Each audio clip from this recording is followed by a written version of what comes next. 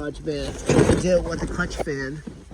And let's do the video this way, because this is the back of the car and this is the front of the car. Front of the car, back of the car.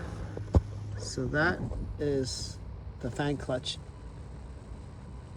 bolt I need to take, and I need to go counterclockwise. It means I'm going to push. So this is the clock, and you're looking at from this view. So I got to turn it towards. Anyways,